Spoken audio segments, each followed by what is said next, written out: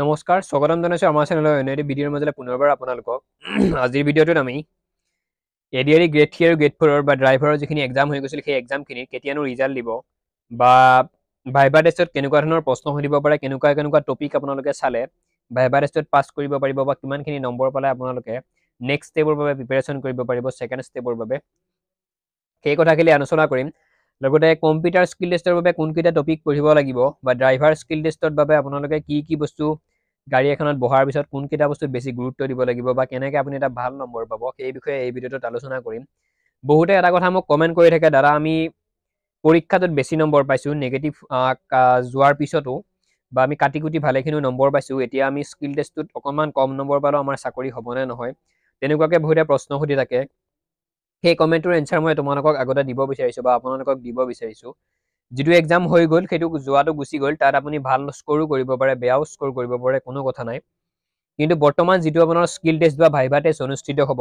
সেই টেষ্টটোত আপোনাৰ বেষ্টটো দিবলৈ চেষ্টা কৰক কাৰণ ভাইভা টেষ্টত বা স্কিল টেষ্টত যদি আপুনি বেয়া কৰে সেইফালে যদি এক্সামত আপুনি ভাল কৰিছিল তেতিয়া কিন্তু নহ'ব কাৰণ এইবাৰ স্কিল টেষ্ট আপোনালোকে গমেই পায় 25 নম্বৰৰ ভিতৰত 25ৰ ভিতৰত যদি আপোনালোকৰ 15ৰ পৰা 20ৰ ভিতৰত যদি মাৰ্ক নাথাকে তেতিয়া কোনো কণ্ডিশ্যনত আপোনাৰ চাকৰি নহয় আপুনি এক্সামত লাগিলে যিমানখিনি মাৰ্ক নাপাওক কিয় সেইটোৰ বাবে মই কৈছোঁ আপুনি এক্সামত যিমান নম্বৰ পাইছে সেইটো কথা ইমান মেটাৰ নকৰে সেইটো বাদ দিয়ক কাৰণ যোৱাটো গুচিয়ে গ'ল এক্সামটো আৰু ঘূৰিও নাপায় হয়তো আৰু কেতিয়া সেই এডিআৰই 3.0 কেতিয়া হয় সেইটো ঠিক নাই সেইবোৰ আশা কৰি ইমান লাভ নাই কাৰণ পৰীক্ষাটো যিহেতু হৈ গ'ল যোৱাটো গ'লেই আহি থকাটোত আপুনি বেষ্ট দিবলৈ চেষ্টা কৰক নিজৰ গতিকে ভাইভা আৰু স্কিল টেষ্টৰ বাবে যদি আজিও প্ৰিপেৰেশ্যন কৰিব বাকী আছে আপোনালোকে প্ৰিপেৰেশ্যন কৰক এতিয়া এটা কমেণ্টৰ এনচাৰ হয়তো আপোনালোকৰ কমপ্লিট হৈ গ'ল নেক্সট বহুতে সুধি আছে এডিআৰই ৰিজাল্ট কেতিয়া দিব বা কোনোবা এজনে কমেণ্টো কৰিছিল যে তাৰিখ ফিক্স হ'ল নেকি কোনদিনা ৰিজাল্ট দিব তেনেকুৱা এতিয়ালৈকে তাৰিখ ফিক্স হোৱা নাই বহুতে কৈ আছে ফেব্ৰুৱাৰী মাহৰ শেষৰ পিনে ৰিজাল্ট দিব এডিআৰই গ্ৰেড 3 গ্ৰেড 4 বা ড্ৰাইভাৰখিনি ফেব্ৰুৱাৰী মাহৰ শেষৰ পিনে ৰিজাল্ট দিব কিন্তু সেইটো কথা মই এতিয়ালৈকে বিশ্বাস কৰা নাই এই কাৰণেই কাৰণ মুখ্যমন্ত্ৰী মহোদয়ে ফেব্ৰুৱাৰীৰ লাষ্ট উইকত বা মাৰ্চৰ প্ৰথম উইকত বুলি এটা শব্দ তেওঁ বা এষাৰি বাক্য উল্লেখ কৰিছিল সেইবাবে কৈছোঁ ফেব্ৰুৱাৰী মাহত ৰিজাল্ট দিয়াটো মোৰ মতে একদম আশা কম মাৰ্চ মাহৰ প্ৰথম সপ্তাহৰ ভিতৰত আপোনালোকৰ ৰিজাল্ট দিব পাৰে এডিআৰই গ্ৰেড 3 গ্ৰেড 4 লগতে ড্ৰাইভাৰ এইটোৱে আছিল ৰিজাল্টৰ আপডেটৰ কথা নেক্সট এটা পইণ্ট আছিল যে বহুতে মোক সুধি থাকে আমি ভাইভাৰ বাবে একদম জিৰ'ৰ পৰা কেনেদৰে প্ৰিপেৰেশ্যন কৰিব লাগিব গ্ৰেড 4ৰ খিনিয়ে বা স্কিল টেষ্টৰ বাবে আমি একদম জিৰ'ৰ পৰা ড্ৰাইভাৰ যিসকলে যিখিনিয়ে ড্ৰাইভিং কৰিব নাজানে তেওঁলোকৰ অথচ ড্ৰাইভিং লাইচেঞ্চ আছিল ড্ৰাইভাৰৰ পেপাৰখন সহজো আহিছিল সেইবাবে তেওঁলোকে এক্সামটো ভাল কৰিছিল নেক্সটত তেওঁলোকে মোক সুধি আছে যে আমি ড্ৰাইভাৰ একদম জিৰ'ৰ পৰা প্ৰেক্টিচ কৰিবলৈ কেনেকৈ কি কৰিব লাগিব মই ভাইভাৰ কথাও কৈ আছোঁ কম্পিউটাৰ স্কিল টেষ্টৰ কথাও কৈ আছোঁ কিন্তু প্ৰথমতে ড্ৰাইভাৰখিনিৰ কথা কৈ দিছোঁ বহুত এনেকুৱা কেণ্ডিডেট আছে মোৰ লগৰখিনিৰে আছে যাৰ ড্ৰাইভিং লাইচেঞ্চ আছে তেওঁলোকে বাইক চলাব জানে সেইবাবে এখন ড্ৰাইভিং লাইচেঞ্চ উলিয়াই লৈছে কিন্তু তেওঁলোকে চাৰিচকীয়া চলাব কোনোদিন আজিলৈকে চলাই পোৱা নাই বা নেজানো তো তেওঁলোকে মোক সুধি আছে আমি কেনেদৰে প্ৰিপেৰেশ্যন কৰিম চাওক এইটো মই ড্ৰাইভাৰ নহয় মই কেনেদৰে আপোনালোকক ড্ৰাইভিং শিকাম বা কিবা কিবি ক'ম সেইটো নহয় আপোনালোকে গাড়ী চলোৱাৰ প্ৰেক্টিচ কৰক নিৰ্দিষ্ট কিবা কাৰোবাক ফিজ দি কিনে হ'লেও পইচা দি কিনে হ'লেও এইকেইদিনৰ ভিতৰত গাড়ী চলোৱাটো আপোনালোকে একদম শিকি লওক পুৰাপুৰি তাত আপোনালোকক বুলেৰোত শিকাই যিটো আপোনালোকৰ স্কিল টেষ্ট হ'ব ড্ৰাইভাৰৰ আগে পিছে যিমানখিনি ইণ্টাৰভিউ হৈ গৈছিল সেয়াত বুলেৰো গাড়ীত আপোনালোকৰ স্কিল টেষ্টটো লোৱা হৈছিল আপুনি একদম ড্ৰাইভাৰ ছিটত বহাৰ পৰা কেনেধৰণে ষ্টাৰ্ট কৰে কেনেধৰণে গিয়াৰ চেঞ্জ কৰে কেনেদৰে ব্ৰেক কৰে বা এঢলীয়া ঠাই এখনত আপুনি গাড়ীখন কেনেদৰে ৰাখে বা কেনেদৰে পাৰ্কিং কৰে সেই আটাইখিনি বস্তু আপোনালোকক এজন অফিচাৰে আপোনাৰ কাষৰ ছিটটোতে বহি চাই থাকিব গতিকে কিবা অকণমানো যদি আপোনালোকে তেৰা বেকা কৰে বা অকণমান যদি ক'ৰবাত লগাব লগা হয় নেক্সট আৰু এটা ড্ৰাইভাৰৰ স্কিল টেষ্টৰ ওপৰত কথা কৈছোঁ মই আপোনালোকে পিছ চাইডে চাই কিনে গাড়ীখন বেক কৰিব নোৱাৰে যদি গ্লাছেৰে আপোনালোকে মূৰ উলিয়াই দিয়ে আপোনালোকৰ মাৰ্ক কাটিব একদম ষ্ট্ৰেট চিধা আগৰ ফালে চাই আপুনি গাড়ীখন বেক কৰিব লাগিব ছাইডত কাটিব পাৰিব লাগিব এভৰিথিং আপুনি ষ্ট্ৰেট চাই কিনে কৰিব লাগিব পিছফালে কিন্তু একদম আপুনি চাব নোৱাৰে তো গাড়ী চলোৱাৰ ভালেখিনিও নিয়ম আপোনালোকে গমেই পায় বা ট্ৰেফিক জামত কোনটো লাইট জ্বলিলে কি হয় তেনেকুৱা প্ৰশ্নবিলাকো তেওঁলোকে সোধে গাড়ীখন আপুনি চলাই যাই থাকোঁতে বা ৰঙা লাইট জ্বলিলে কি হয় হালধীয়া লাইট জ্বলিলে সেউজীয়া লাইট জ্বলিলে যিয়ে লাইট নাথাকক কিয় সেই লাইটবোৰৰ কি তেওঁলোকক ছিগনেল দিয়ে সেইবিলাক বস্তু সোধে ড্ৰাইভাৰত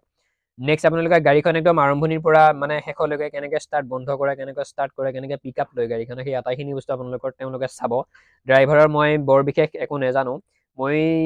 কাৰণ বিশেষকৈ মই ড্ৰাইভাৰ নহয় সেইবাবে আপোনালোকক ইমান হয়তো সঠিককৈ ক'ব পৰা নাই কিন্তু এজন ড্ৰাইভাৰৰ কিমানখিনি অভিজ্ঞতা থাকিলে তেওঁলোকে একদম টাউন এৰিয়াত চিটিত তেওঁলোকে যে গাড়ী চলাব পাৰিব সিমানখিনি আপোনালোকৰ কনফিডেন্স বা সিমানখিনি আপোনালোকৰ ড্ৰাইভাৰৰ প্ৰেক্টিচ থাকিব লাগিব তেতিয়াহে কিন্তু আপুনি ড্ৰাইভাৰৰ স্কিল টেষ্টত পাছ কৰিব যদি এতিয়াও যদি প্ৰেক্টিচ কৰা নাই স্কিল টেষ্টৰ বাবে ড্ৰাইভাৰৰ আপোনালোকে এতিয়াৰ পৰাই প্ৰেক্টিচ কৰক গাড়ী চলোৱা ষ্টাৰ্টটো কৰি দিয়ক এইখিনি আছিল ড্ৰাইভাৰৰ কথা গ্ৰেড 4ৰ কথা অকণমান পিছত কৈ আছো এবাৰ কম্পিউটাৰ টেষ্টত আহিলো গ্ৰেড 3 কম্পিউটাৰ টেষ্টত বহুতে কিছুমানে কৈ আছে দাদা আমি এইচএছ লেভেলত আমি এক্সাম দিছোঁ তাত কিন্তু কম্পিউটাৰৰ কোনো পোষ্ট নাই কিছুমান কম্পিউটাৰৰ পোষ্ট আছিল degree with computer test HS লেভেলত কিন্তু তেনেকুৱা নাই তো বহুতে মোক কৈ আছে যে আমাৰ কম্পিউটাৰ টেষ্টত আমি এপ্লাই কৰা নাছিলোঁ কম্পিউটাৰ পোষ্টত আমি এপ্লাই কৰা নাই কাৰণ তেওঁলোকৰ কম্পিউটাৰ চাৰ্টিফিকেট নাই সেইবাবে তেওঁলোকে এপ্লাই কৰা নাই তো এইটো এটা ডাঙৰ প্ৰশ্ন বহুতে কৈ আছে কিন্তু মই আপোনালোকক সেই প্ৰশ্নটোৰ উত্তৰ দিওঁ প্ৰশ্নটো এনেকুৱা যে আমাৰ কম্পিউটাৰ চাৰ্টিফিকেট নাই আমি কম্পিউটাৰ টেষ্টৰ বাবে এপ্লাই কৰা নাই আমি কম্পিউটাৰ টেষ্ট আকৌ কিয় দিব লাগিব সেইটো এটা ডাঙৰ প্ৰশ্ন মোৰ মনতো তেনেকুৱা প্ৰশ্ন হৈছিল কিন্তু তেনেকুৱা নহয় থাৰ্ড গ্ৰেড মানে কম্পিউটাৰ টেষ্ট থাৰ্ড গ্ৰেডৰ যিয়েই পদ নহওক হায়াৰ ছেকেণ্ডাৰীও হ'ব পাৰে বি এ পাছৰো হ'ব পাৰে B A pass with computer চাৰ্টিফিকেটৰো হ'ব পাৰে যি থাৰ্ড গ্ৰেডৰ পোষ্টতে আপুনি এপ্লাই কৰিছে যদি আপোনালোকে যদি এক্সামটো যদি আপুনি কোৱালিফাইড হয় যদি এক্সামটো পাছ কৰে একদম কম্পিউটাৰ টেষ্ট আপুনি দিব লগাটো বাউণ্ড গতিকে আপুনি নেভাবিব যে মোৰ কম্পিউটাৰ চাৰ্টিফিকেট নাই মই কিয় আকৌ কম্পিউটাৰ টেষ্ট দিম বা কম্পিউটাৰ স্কিল টেষ্ট দিম তেনেকুৱা নহয় থাৰ্ড গ্ৰেডত যদি আপুনি পাছ কৰে যিয়ে এক্সাম নহওক থাৰ্ড গ্ৰেড এক্সামত যদি আপুনি পাছ কৰে এডিআৰিত ড্ৰাইভাৰৰ বাহিৰে B A pass with computer লগতে এইচএছ লেভেলৰ যিটো থাৰ্ড গ্ৰেড এক্সাম হৈছিল প্ৰথমতে সেই তিনিওটা পৰীক্ষাৰ ভিতৰত যদি আপুনি এটা কোৱালিফাইড কৰে আপুনি কম্পিউটাৰ টেষ্ট দিবই লাগিব যেনেকৈ নহওক গতিকে এইটো ভুল কেতিয়াও নকৰিব যে আমাৰ কম্পিউটাৰ চাৰ্টিফিকেট আমি এপ্লাই কৰা নাই আমাৰ কম্পিউটাৰ চাৰ্টিফিকেট নাই আমি কম্পিউটাৰ পোষ্টৰ বাবে কোনোদিন এপ্লাই কৰা নাছিলোঁ আমি কম্পিউটাৰ টেষ্ট দিব নালাগে কম্পিউটাৰ স্কিল টেষ্ট দিব নালাগে সেইটো যদি ভাবিছে সম্পূৰ্ণ ভুল এতিয়াৰ পৰাই আপোনালোকে প্ৰেক্টিচ কৰক ঘৰত যদি নিজৰ লেপটপ আছে নিজৰ প্ৰেক্টিচ কৰক যদি সপোন আছে এটা চাকৰি ল'ম বুলি বা যদি সপোন আছে আপোনালোকৰ এক্সামটো ভাল হ'ব বুলি তো তিনিটা বস্তু চাব কম্পিউটাৰ স্কিল টেষ্টৰ বাবে ৱৰ্ড চাব এম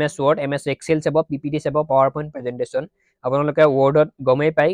কিবা কিবি লিখিব পাৰি বা চিঠি পত্ৰ তেনেকুৱা কিবা কিবি বস্তুবিলাক ৱৰ্ডত হয় বা দৰখাস্ত তেনেকুৱা বস্তুখিনি আমাৰ ৱৰ্ডত হয় কি হয় আপোনালোকে জনে বা টাইপ কৰা বস্তুখিনি ৱৰ্ডত হয় যিখিনি আপোনালোকৰ ডিটিপি কৰিব লাগে কিবা কিবি সেয়া সম্পূৰ্ণ ৱৰ্ডত